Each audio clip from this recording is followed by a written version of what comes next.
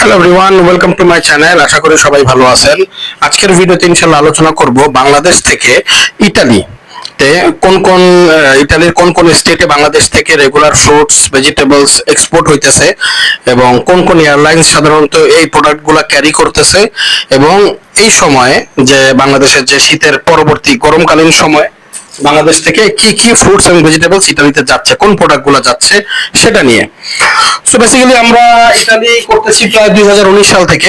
আমরা আব্বু ইন্তেকালের পর থেকে আমরা সৌদি আরবের পাশাপাশি আমরা ইতালিও শিপমেন্ট করি এবং কোর্স করেছি এবং করতেছি সে এখনো। তো ইতালি হইতেছে বাংলাদেশের জন্য খুব বড় একটা সাপোর্ট বলতে পারেন বাংলাদেশের জন্য, যে বাংলাদেশ থেকে কারণ বিপুল পরিমাণে ফ্রুটস ভেজিটেবলস রেগুলার হচ্ছে কোনো রকম মানে বাধা বিপত্তি ছাড়াই, কোনো রকম সমস্যা ছাড়াই এক্সপোর্ট হচ্ছে এবং তারা পেমেন্টের ক্ষেত্রে খুবই কনসিস্টেন্সি বজায় রেখে চলতেছে। সৌদি আরবে যেমন বাংলাদেশ থেকে বিপুল পরিমাণে এক্সপোর্ট হয়, বাট সমস্যা হয় যেমন পেমেন্টের জন্য সমস্যা হয়, ঝামেলা হয়, ওইখানকার ব্যাংক থেকে টিটি করতে দেয় না, এই দেয় না, সেই দেয় না, কত। কিন্তু ইতালির ক্ষেত্রে আমি যতটুকু বিগত দীর্ঘ 2019 থেকে নিয়ে 26 এই 7 বছরে আমি ইতালিতে কোনো পেমেন্টের ইস্যু দেখি নাই, মাল ছাড়ানোর কোনো সমস্যা দেখি নাই। একটা সমস্যা হয়েছিল ভেনিসে। সো ইতালি বাংলাদেশ থেকে এক্সপোর্টের জন্য একটা বেস্ট কান্ট্রি, যারা কিনা ফ্রুটস ভেজিটেবলস এক্সপোর্ট করতে চান তাদের জন্য। সো নর্মালি ইতালিতে সাধারণত 3টা স্টেটে বাংলাদেশ থেকে রেগুলার ফ্রুটস এবং ভেজিটেবল এক্সপোর্ট হয়। এক নম্বর হইতেছে মিলান, যেখানে সবচেয়ে বেশি মালামাল যায় এবং আমাদের মেইন মালামাল জায়গা ছিল মিলানের মধ্যে আমরা ওয়াস্কো ফুডের সাথে বিজনেস করছি, রাজা হোলসেলের সাথে বিজনেস করছি। 2 নম্বর হইতেছে ইতালিতে সবচেয়ে বেশি, মিলানে অবশ্য কিছু রেস্ট্রিকশন আছে মালামাল এক্সপোর্টের ক্ষেত্রে, যেমন জারা লেবু যাওয়ার ক্ষেত্রে কিছু রেস্ট্রিকশন আছে, তারপর জলপাই, তারপর কোহি, কিছু আইটেম আছে যেগুলো মিলান এয়ারপোর্টে তারা ইম্পোর্ট করতে বাধা দেয়, কিছু রেস্ট্রিকশন দিয়ে দিছে। সো ওই আইটেমগুলো বাদে অন্যান্য আইটেমগুলো মিলানে রেগুলার যাচ্ছে। আর আরেকটা সেকেন্ড স্টেট হইতেছে যেখানে সবচেয়ে বেশি মালামাল যায় ইতালিতে, সেটা হইতেছে রোম, এফসিও। তো রোমে সাধারণত বাংলাদেশ থেকে মোটামুটি all types of fruits vegetables regular export হইতেছে। রোমে অনেক পার্টি আছে, ইম্পোর্টার আছে, বড় বড় ইম্পোর্টার আছে যারা কিনা মাল নিচ্ছে। তো আমরা গত বছর মিলানেই সমস্ত মালামাল পাঠাইছিলাম, বাট এবার পার্টি আমাদেরকে বায়ার বললো যে ভাই এবার রোমে করা শুরু করেন। এর অন্যতম কারণ প্রথমত রোমে ভাড়া কম, আর সেকেন্ড হচ্ছে রোমে কোনো রেস্ট্রিকশন নাই।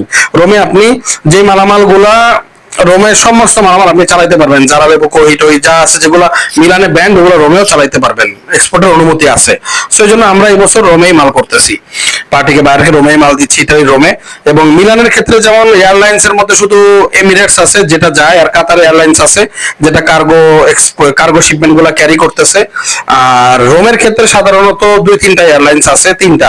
একে তো বাংলাদেশ বিমান রোমে রেগুলার যাচ্ছে, সপ্তাহে 3টা করে ফ্লাইট।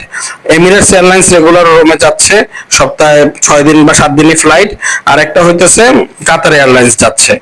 তো এই 3টা এয়ারলাইন্স রোমে রেগুলার যাচ্ছে, মিলানে কাতার আর এমিরেটস যাচ্ছে। বাট কাতার এয়ারলাইন্সে সাধারণত আমরা ফ্রুটস এন্ড ভেজিটেবল এখন এক্সপোর্ট করি না, কারণ ভাড়া অনেক বেশি। আরেকটা স্টেট আছে যেখানে বাংলাদেশ থেকে এক্সপোর্ট হয় বাট খুবই কম হয়, সেটা হচ্ছে ভেনিস। ইতালির ভেনিস শহরে এক্সপোর্ট হয় বাট খুবই কম হয়, হাতে গোনা কয়েকটা পার্টি এক্সপোর্ট মাল নেয় ভেনিসে। তো ভেনিস খুবই একটা স্ট্রিক্ট কোম্পানি। আমরা গতবার আমের সিজনে আম করছিলাম, প্রায় মাল 10 দিন পরে গিয়ে হাতে পাইছিল, মানে 10 দিন এয়ারপোর্ট বা কাস্টমস মাল আটকে রাখছিল, অনেক সমস্যা হয়েছে। সো ভেনিসে আমরা এর পরবর্তীতে করার সিদ্ধান্ত মানে না নিয়ে রাখছি যে আমরা ভেনিসে মাল করব না। ওদের রেস্ট্রিকশন, পেপারসের লাইনে সমস্ত কিছু খুবই স্ট্রিক্ট। ছোট থেকে ছোট ভুল হোক বা না হোক, তারা মাল অনেক বাছাই করে, বেশি চেকিং করে, কাঁচা মাল বেশি দিন চেকিং করলে থাকে না। তো এটা হচ্ছে এই 3টা স্টেট যেখানে ইতালি মালামাল যাচ্ছে, মিলান, রোম, ভেনিস। আর কি কি মালামাল যাচ্ছে ইতালিতে রেগুলার, সেটা এর মধ্যে যদি আমরা যাই, তো ইতালির মালামাল মিডল ইস্ট থেকে একটু ব্যতিক্রম হয়, সবসময় একটু ব্যতিক্রম। মিডল ইস্টে যেগুলো যায় সাধারণত ইতালি এগুলো যায় না, একটু চেঞ্জ হয়। এর মধ্যে যেগুলো আছে ইতালিতে যেগুলো রেগুলার যায়, সবচেয়ে বড় আইটেম এবং বেস্ট আইটেম ইতালিতে যায় সেটা হচ্ছে লাউ খুবই চাহিদা ইতালিতে, মিডল ইস্টে লাউয়ের চাহিদা নাই। ইতালিতে লাউ সব অনেক বেশি যায়। তারপর জালি যায়, বাংলাদেশি ভেজিটেবলের মধ্যে জালি। দেন জারা লেবু রেগুলার যাচ্ছে রোমে, মিলানে এটা অ্যালাউড না। কাঁচা কলা যায় রেগুলার। তারপর হচ্ছে কচু যায়, দেন মুখী যায়। তারপর ভেজিটেবলের মধ্যে লতি যায়, তারপর পটল, ইতালিতে একটা হট আইটেম পটল, অনেক বিপুল পরিমাণে পটল এক্সপোর্ট হয় বাংলাদেশ থেকে। দেন হইতেছে পেয়ারা যায়, গোয়াভা বা পেয়ারা, পেয়ারা রেগুলার এক্সপোর্ট হচ্ছে বাংলাদেশ থেকে। পাকা বেল যায়, তারপর হইতেছে কদবেল যায়, তারপর জলপাই যায়, কহি যায়, পেঁয়াজ ফুল যায়, বড়ই যায়।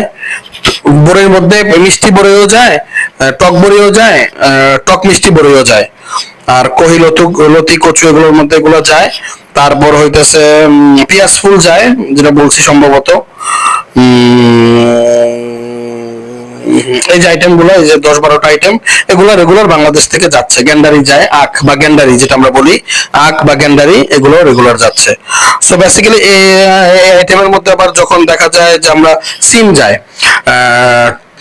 নলডক সিম, চ্যাপ্টা সিম, তারপর আরেকটা সিম আছে, নলডক সিম, চ্যাপ্টা সিম, আরেকটা কি যেন সিম আছে, রূপবান সিম। এই 3 ধরনের সিম গুলো ইটালিতে যায়, রেগুলার যায়। সো এই আইটেম গুলোই বেসিক্যালি ঘুরে ফিরে যায়, যে আইটেম 13-14টা আইটেম বললাম। তো এই আইটেম গুলো নিয়ে কেউ যদি ইটালিতে বিজনেস করতে চায় বা তার যদি বায়ার থাকে, তবে আমাদেরকে মেসেজ করতে পারেন। আমাদের টিম আপনার সাথে যোগাযোগ করে ইটালিতে রোম হোক, মিলান হোক বা ভেনিস হোক, আমাদের ব্যবস্থা করা যাবে। তো ইটালিতে বিপুল পরিমাণে বাঙালি থাকেন, বিশাল বিপুল পরিমাণে বাঙালি।